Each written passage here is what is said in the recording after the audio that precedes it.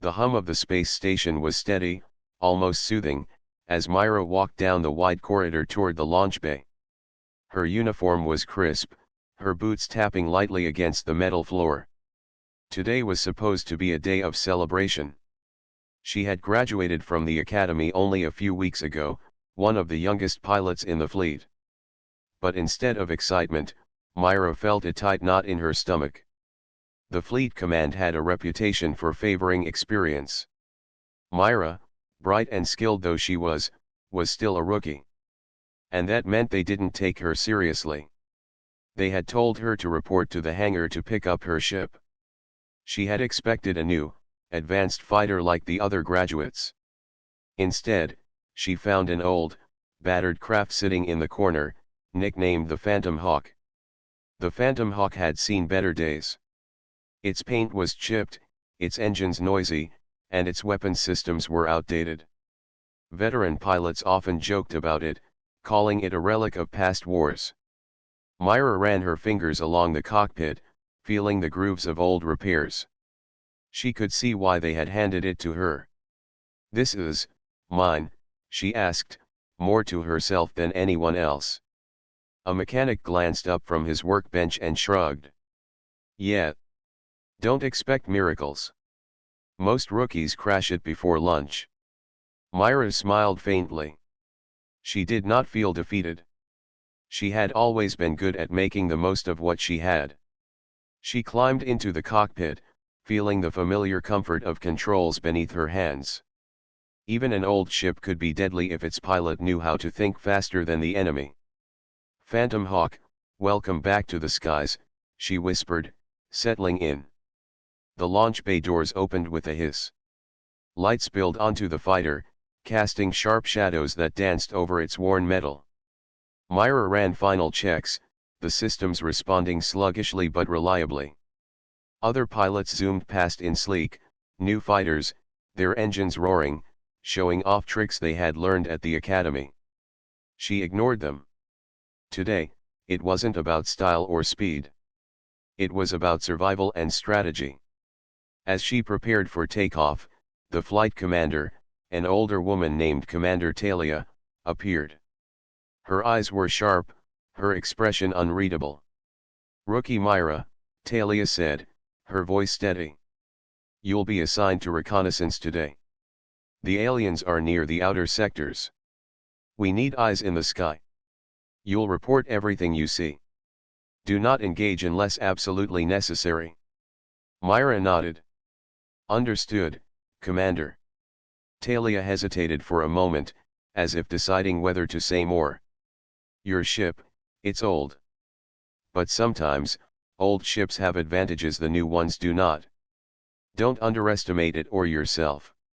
With that, the commander stepped back. Myra felt a spark of determination. She knew the fleet didn't expect much from her, but she would prove them wrong.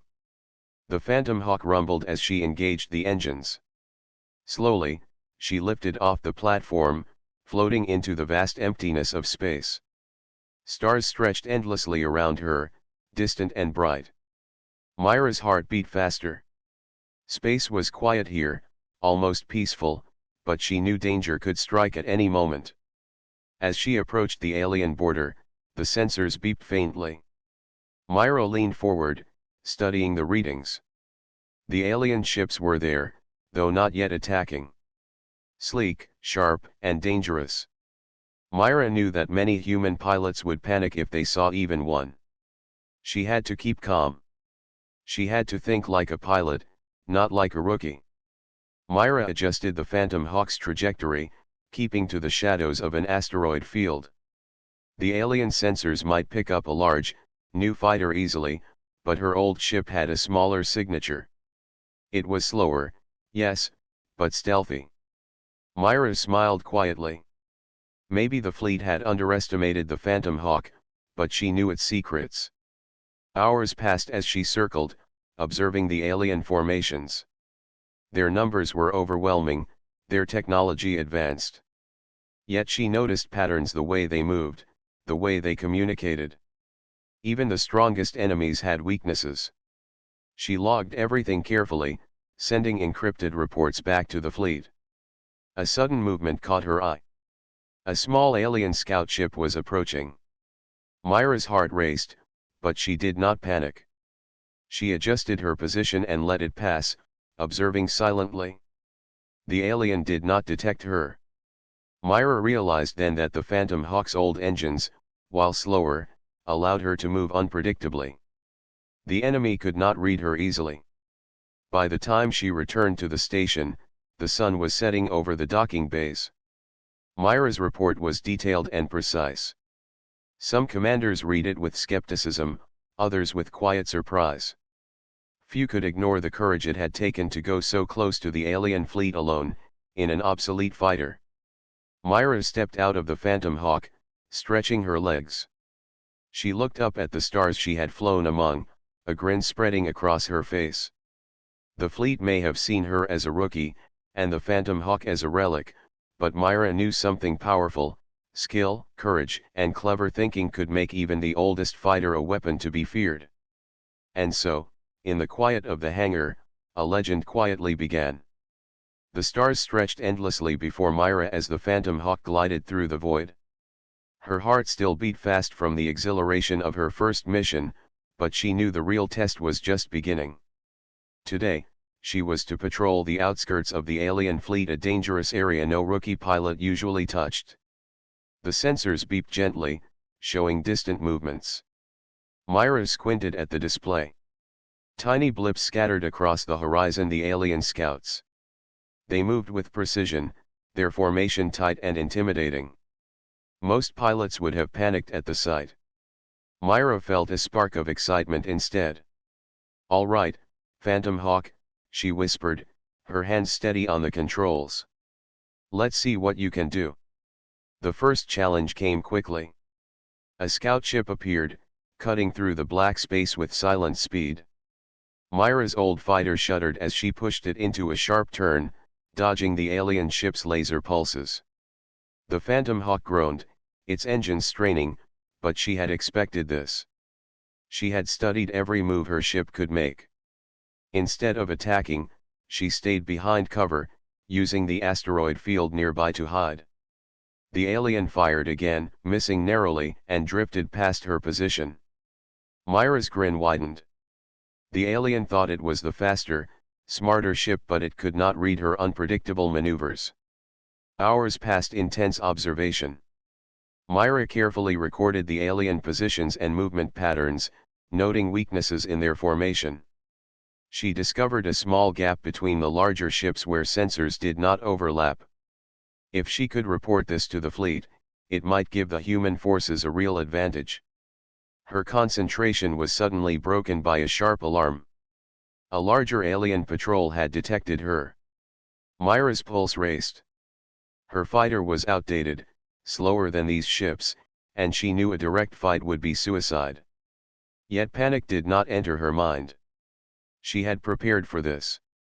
She maneuvered the Phantom Hawk in sharp, erratic arcs, using the shadows of debris and the asteroid field to hide her movements. The alien patrol fired repeatedly, but Myra's small fighter slipped through the gaps. Every pulse of laser fire reminded her that her skill, not the ship's speed, was the true weapon. The alien ships pursued her, adjusting their formation. Myra noticed something: a predictable rhythm in their chase. Their computers tried to anticipate her moves, but she altered her path with tiny, irregular adjustments. For a moment, the predator became the prey. Then, with careful timing, she slipped past their formation, weaving through a narrow corridor of asteroids. She used the Phantom Hawk's old thrusters to make sudden side shifts, disappearing from enemy sensors. Myra felt a rush of triumph. She had survived, not through firepower, but through clever thinking and instinct. Returning toward the fleet, Myra transmitted her findings. The weak point she had observed was flagged for the commanders. Some senior pilots listened skeptically, dismissing a rookie in an obsolete fighter. But a few officers leaned closer, eyes widening as they read her report. "What does she know that we don't?" one veteran muttered, glancing at the data. Myra landed back in the station, the Phantom Hawk groaning as its engines powered down. She climbed out of the cockpit, stretching her arms. Other pilots passed by in their sleek, new fighters, some sneering, some curious. Few had attempted what she had done. Commander Talia approached, her face unreadable but her eyes sharp. "Report," she said. Myra explained the alien formation, pointing out the gaps and predictable patterns.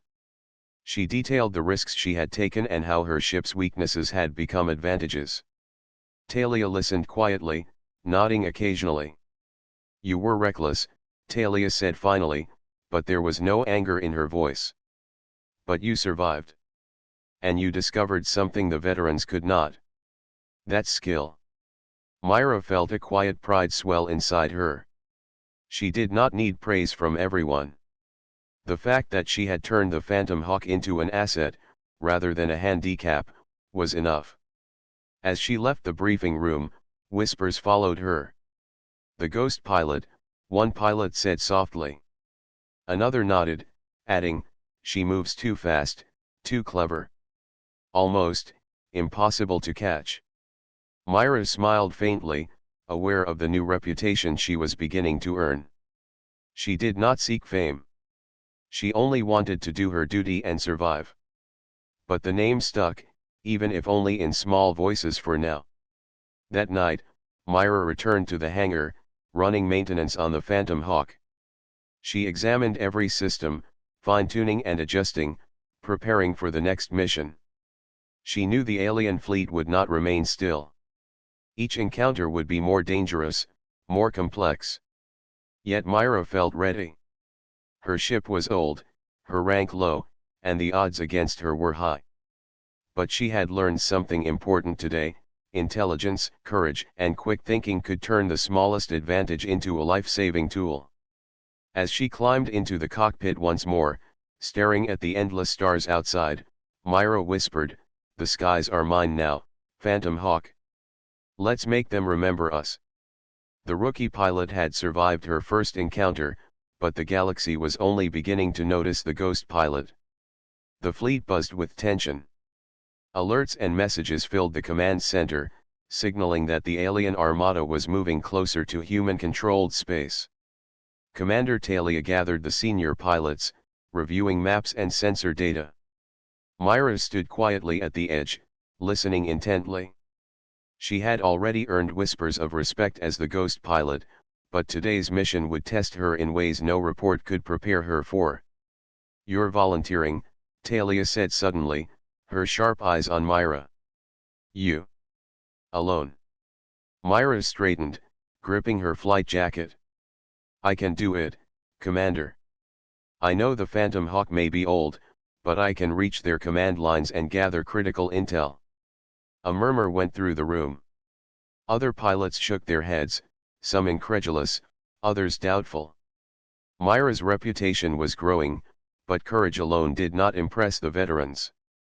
Yet Talia simply nodded. "Very well," she said. "Recon mission deep in enemy territory. Stay hidden, gather information, and return. Do not engage unless necessary. You leave in 1 hour." Myra walked to the hangar, her heart steady but her mind alert. The Phantom Hawk awaited, its engines quiet but ready. She climbed inside, running through the pre-flight checks. The fighter was old, its shields weaker than the modern models, but she had learned to adapt. Every system, every movement, had a purpose. When she launched into space, the stars stretched infinitely around her. The alien fleet lay ahead, vast and menacing. Myra adjusted her course, skimming along the edge of a dense asteroid belt. The shadows would hide her movements, while the Phantom Hawk's small signature made her harder to detect. Hours passed as she navigated through alien patrols. Each ship presented a challenge. The aliens were fast, their sensors advanced, and one mistake could mean the end. Myra relied on her instincts, weaving unpredictably, using every trick she knew. Her fingers moved quickly across the controls, adjusting the old engines and shields to give her the smallest advantage. Finally, She reached the heart of the alien formation, a massive command ship surrounded by smaller fighters. Myra's sensors recorded everything. She observed the alien communication networks, the placement of defense units, and the patterns of their patrol routes. Every detail mattered. One error could cost countless human lives. Suddenly, an alien scout ship appeared nearby, scanning the area. Myra froze for a moment, then activated the Phantom Hawk's limited stealth systems. The ship shivered but held, and the scout passed without noticing her. Myra exhaled quietly, knowing how close she had come to being discovered. As she continued, she noticed a weakness. The alien command ship relied on a small network of shields protecting its main systems. The shields were powerful, but they operated in predictable cycles. If she could report this to the fleet, they could plan a coordinated strike to exploit it. Myra began her return journey, careful not to draw attention. She took a longer, more dangerous route through the asteroid field, using debris to mask her escape. The alien patrols tightened their search patterns, sensing something unusual, but Myra stayed just out of reach, her heart pounding with each narrow pass. Back at the human fleet, Myra transmitted her detailed report. The data included the shield cycles, patrol patterns, and communication weaknesses. Some senior pilots studied the information in disbelief. A rookie, alone, had penetrated the enemy lines and gathered intelligence that could change the course of the war. "You're reckless," one veteran pilot muttered. "But, she's right. This could save lives." Commander Talia looked at Myra with a rare smile. "You are learning fast. The Phantom Hawk may be old, but it obeys you. You obey it, and together, you are stronger than many modern fighters." Myra felt a quiet pride, but she did not celebrate. This was only the beginning. She had survived the test, but the alien fleet was vast, and the danger would only grow. The Phantom Hawk was not just a fighter, it was her partner, and she had to respect its limits while pushing its strengths. That evening, Myra returned to the hangar, carefully inspecting her ship for damage. She tightened panels, checked the engines, and ran simulations of her maneuvers. Each adjustment increased her confidence. The Phantom Hawk had carried her through a near impossible mission, proving that skill and courage mattered more than technology. As she gazed out at the stars, Myra realized something important: the ghost pilot reputation was not just about fear or legend. It was about the combination of intelligence, bravery, and ingenuity that could turn any disadvantage into strength. The galaxy was vast, full of dangers, but Myra knew she could face them. Her heart beat steady as she whispered to the Phantom Hawk, "We did it. But this is only the beginning." Tonight, the rookie pilot had survived a mission no one expected her to succeed at.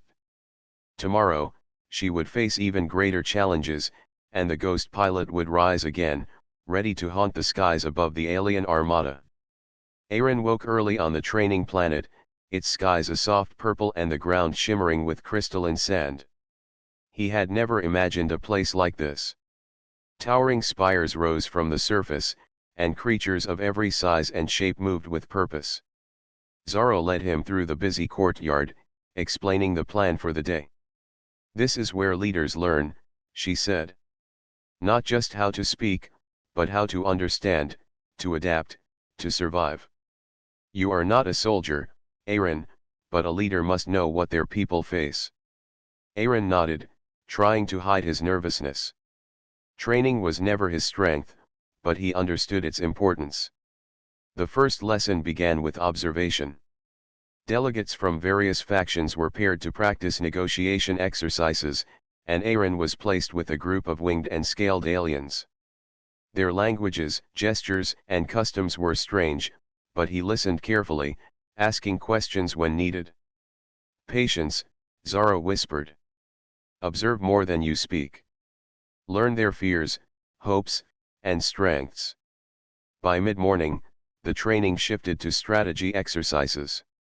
Holographic battle maps filled the room, displaying fleets of ships and planetary defenses. Aaron studied the positions, noticing how each species approached conflict differently. Some relied on speed, some on numbers, and some on clever tricks. You must think creatively, Zara said. Sometimes, brains are stronger than fleets. Aaron tried to imagine solutions that didn't involve fighting. If a fleet moved to block another, could diplomacy solve the problem first? Could small alliances change the outcome? Slowly, he began to see patterns, and his natural human curiosity helped him find possibilities the others overlooked. After a short break, Aaron joined a survival exercise in the rocky outskirts of the planet. Here, the challenges were physical, navigating rough terrain, avoiding natural hazards, and finding resources. The instructors were not cruel, but they tested patience and teamwork. Aaron struggled at first. He was not the strongest or fastest, but he noticed something important: aliens often worked in teams, relying on instincts and gestures he had never seen before. He adapted quickly, using observation and communication. His teammates began to respect his ability to remain calm under pressure and to suggest creative solutions. By the end of the exercise, the small group had completed the challenge faster than expected. During the evening, Aaron and Zara sat under the stars. The twin moons cast silver light across the crystalline landscape. "You did well today," Zara said.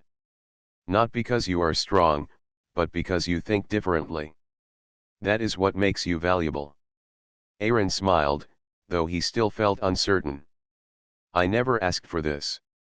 I never wanted to lead anyone. I'm just me." "And yet, you is exactly what they need," Zara replied. "Sometimes the galaxy doesn't choose the best fighter or the most experienced diplomat. It chooses someone who can inspire, adapt, and see possibilities others cannot. That is you." The next days passed quickly. Aaron learned communication skills, studied alien languages, and practiced negotiation tactics. He even participated in mock councils, where instructors simulated crises. Each time, Aaron relied on honesty, empathy, and humor, and each time, he surprised the instructors with solutions that were bold, clever, and fair. But not everything was easy. Some species challenged him aggressively, testing his patience and resolve. A group of silver-scaled aliens attempted to outsmart him in a strategy exercise, and for a moment, Aaron panicked. Then he remembered Zara's advice: think creatively, and do not fear mistakes. He suggested a plan that no one expected. The instructors applauded, and even the challenging group nodded in respect. By the end of the week, Aaron began to notice a change within himself. He no longer felt like a simple traveler caught in events too big for him. He felt a sense of purpose and responsibility. He was learning not just to survive, but to lead, to guide others through difficult situations. One evening, the hub received news that a small skirmish had occurred near the outer sector. A miscommunication between factions had almost led to conflict. Aaron and Zara analyzed the situation and quickly drafted a peaceful solution, sending messages and coordinating with delegates. Their careful planning prevented escalation, and the leaders of both factions expressed gratitude. "You see," Zara said, smiling. "You are already making a difference. Even small actions can prevent war." Aaron nodded.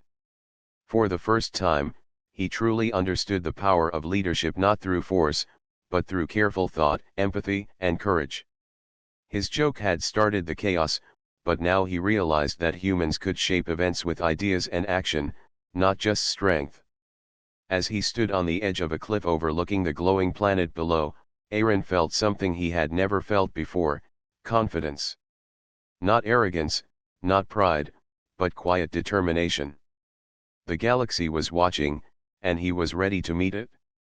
He turned to Zara. "I'm ready to face what comes next," he said.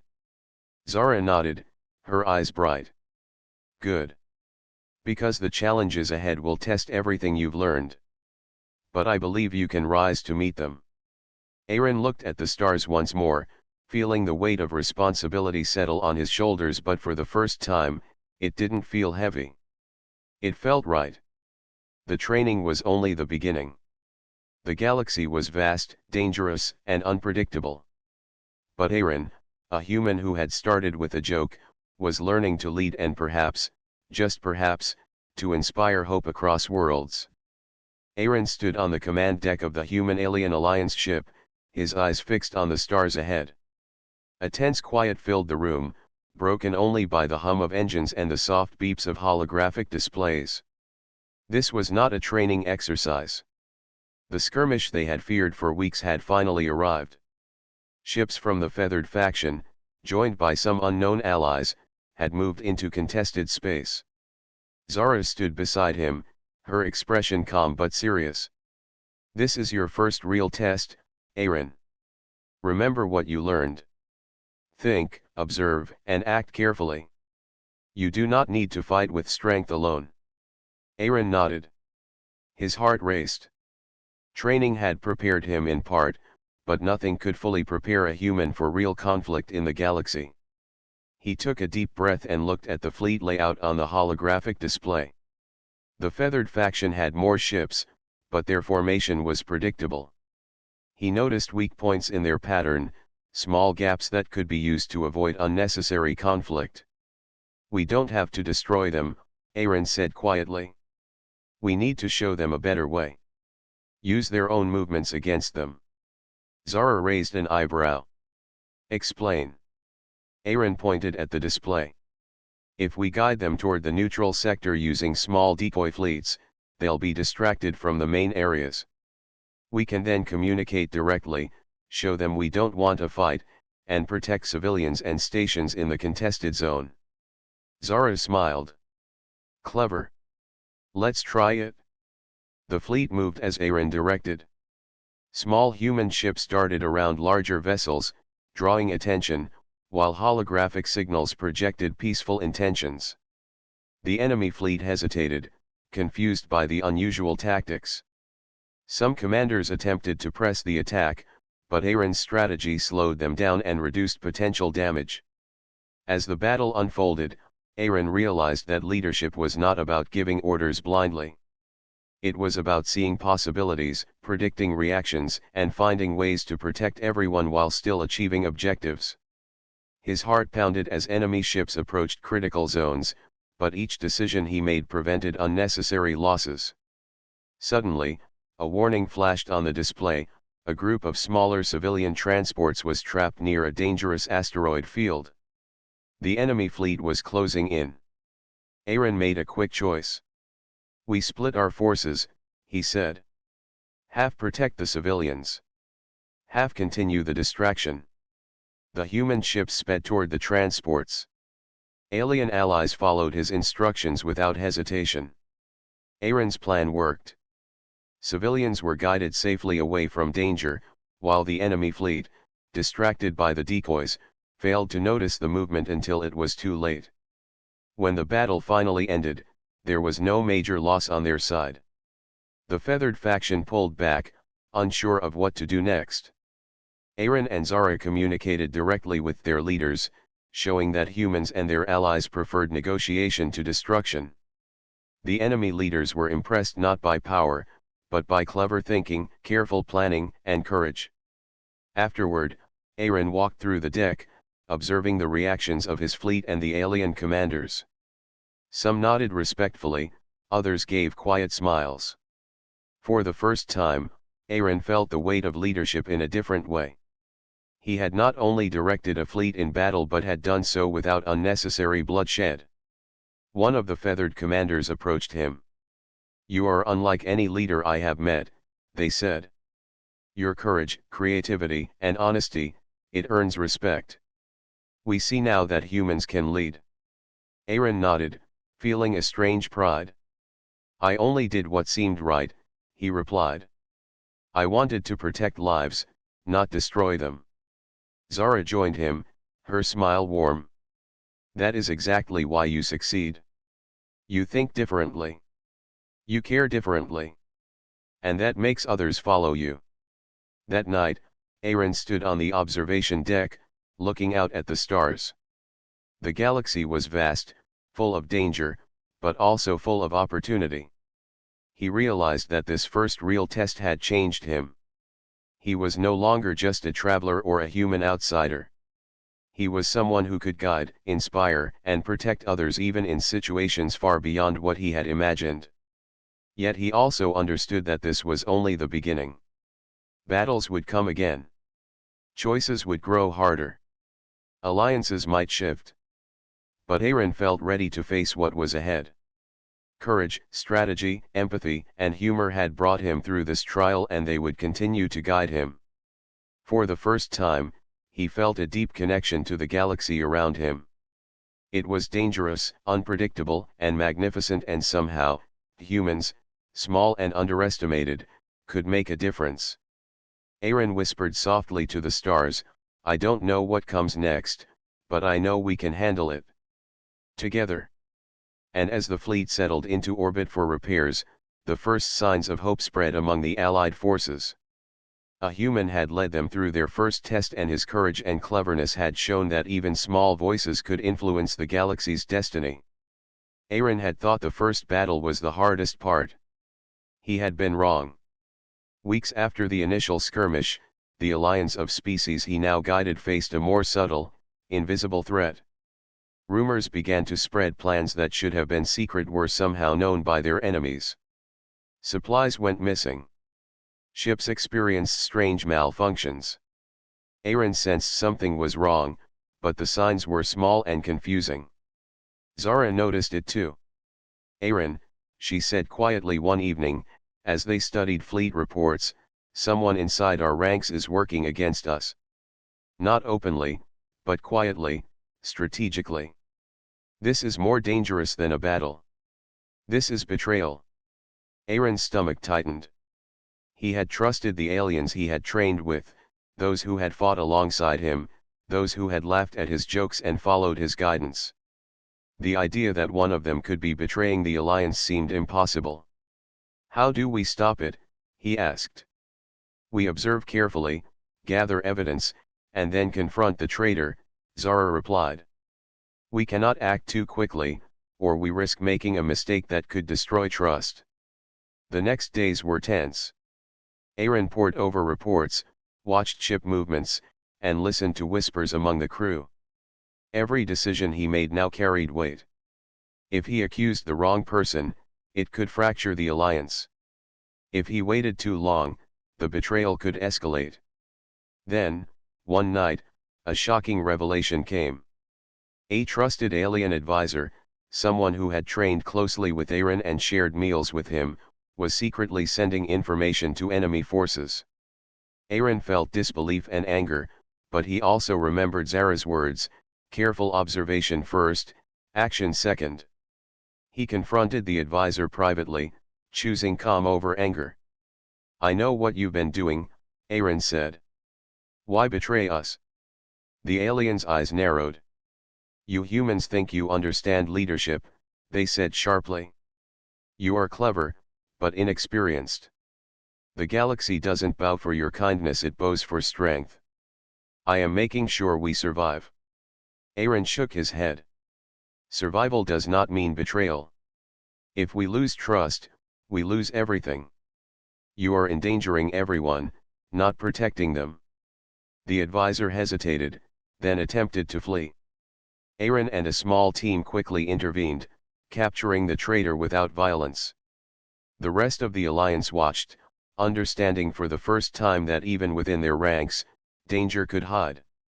Later, in a council meeting, Aaron addressed the gathered leaders. "We faced our first battle together," he said. "We have seen courage and cleverness can prevent destruction. But today, we face a different challenge, a betrayal from within. We must remain vigilant. We must trust carefully, but also think critically. Only then can we survive and thrive together." The council nodded. Aaron's words were calm, measured, and honest. They inspired confidence rather than fear. He had learned to lead not through authority alone, but through clarity, empathy, and courage. As the day ended, Zara and Aaron returned to the observation deck. The stars stretched endlessly, but Aaron's mind was occupied with the implications of the betrayal. "I thought the hardest battles were in space," he said. "But sometimes, the hardest battles are inside our own ranks." Zara nodded. "True. But you handled it with wisdom. You did not lash out, you did not panic. You acted thoughtfully, and you protected your people. That is what makes a leader. Humans can inspire trust and loyalty because they act from principles, not fear." Aaron looked out at the distant planets, thinking. He realized that this betrayal was only part of a bigger picture. Reports suggested that a powerful ancient intelligence, long dormant, might have been influencing events across the galaxy, pushing factions to conflict, manipulating alliances, and creating chaos for reasons unknown.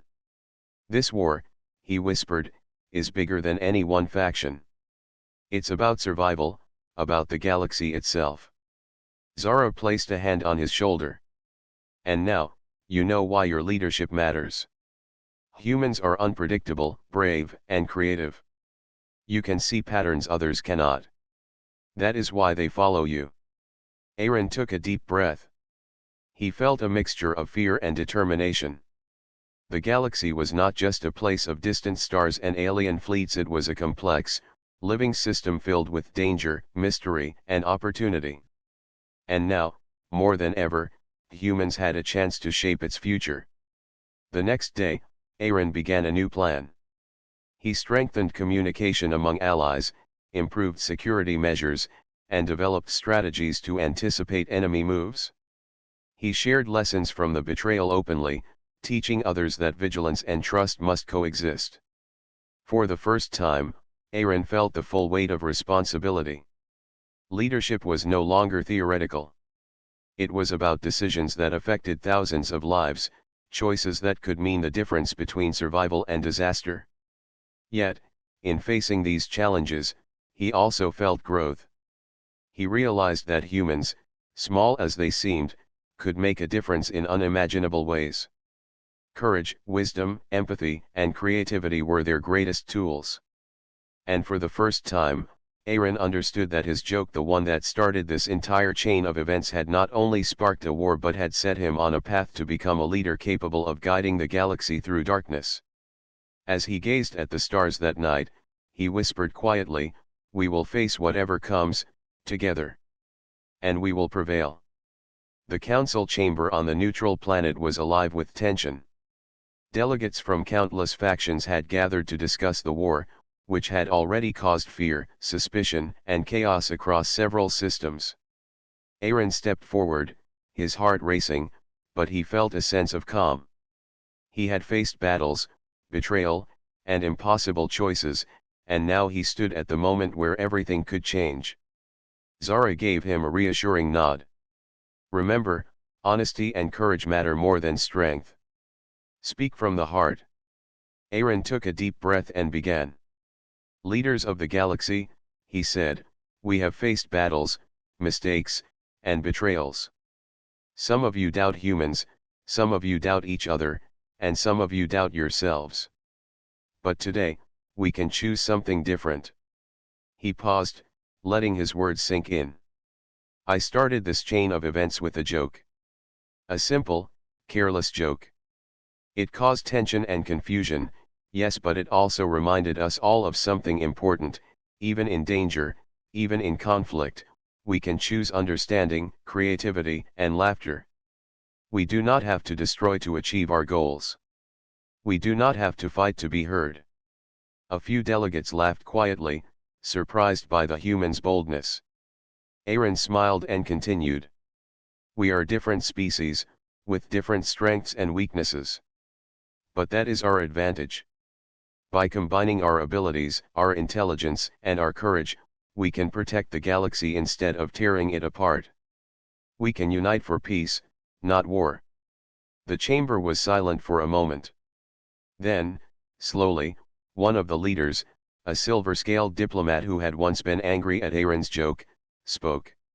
"Your words are unusual," they said. "But there is truth in them. Perhaps humans have a way of thinking we have forgotten bravery in honesty, creativity in words. Another delegate, this one with soft green feathers, nodded. We have seen your courage. Your clever thinking saved lives and prevented destruction. Perhaps this human's humor is not foolishness, but vision. Aaron felt a spark of hope. He had never thought a joke could carry such weight, but now he saw it had.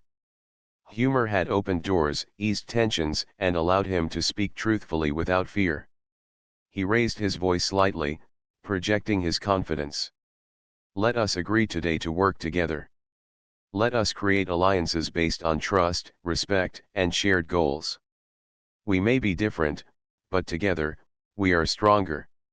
We can face any threat, overcome any challenge, and ensure the safety of our people.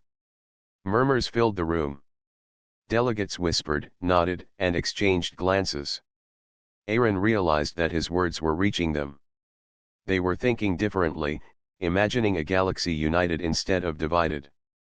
Suddenly, a holographic alert appeared. A small fleet, previously suspected of hostile intentions, had halted its movement and waited for further instructions. Aaron smiled quietly. His message had reached them before any weapons were raised. Zorro leaned close. You've done it. You've turned fear into opportunity. Aaron shook his head, laughing softly. I didn't do it alone. Everyone here chose to listen, to trust, and to follow reason. I only helped guide them. The council continued for hours, discussing alliances, trade agreements, and shared defense plans. Aaron remained at the center, speaking calmly, thoughtfully, and sometimes adding a light joke to ease tension. Slowly, the factions agreed to a unified plan, a coalition that respected differences but acted together for the good of the galaxy. When the meeting ended, Aaron stepped outside onto the balcony, looking at the stars. Ships from every faction floated peacefully in orbit. He thought back to the day his joke had caused tension, the first battle, the betrayal he had uncovered, and the lessons he had learned along the way. Each moment had shaped him, taught him, and prepared him for this very instant. Zara joined him, smiling warmly. Look at them, she said. All those ships. All those leaders. They trust you now. Not because you are the strongest, but because you are human. Honest, brave, and clever. Aaron laughed softly. Who would have thought a joke could do all this? Zara chuckled. In a galaxy full of rules and power struggles, sometimes a simple human perspective is what is needed most. As night fell, Aaron felt a deep sense of fulfillment. He had grown from a careless traveler into a leader who could unite factions, prevent war, and inspire hope. His humor, courage, and honesty had changed the galaxy in ways no one had expected. He whispered to the stars, "This is only the beginning. The galaxy is vast, and there will always be challenges. But we can face them together, stronger, wiser, and united." And in that moment, humans were no longer seen as small or insignificant. They were recognized for their bravery, creativity, and ability to inspire others. A simple joke had sparked a war, but it had also created unity. The galaxy watched Aaron with hope, ready to follow a human who had shown that courage, honesty, and a little humor could change everything. And in doing so, he proved that even the smallest voice, when brave and clever, could shape the destiny of the stars.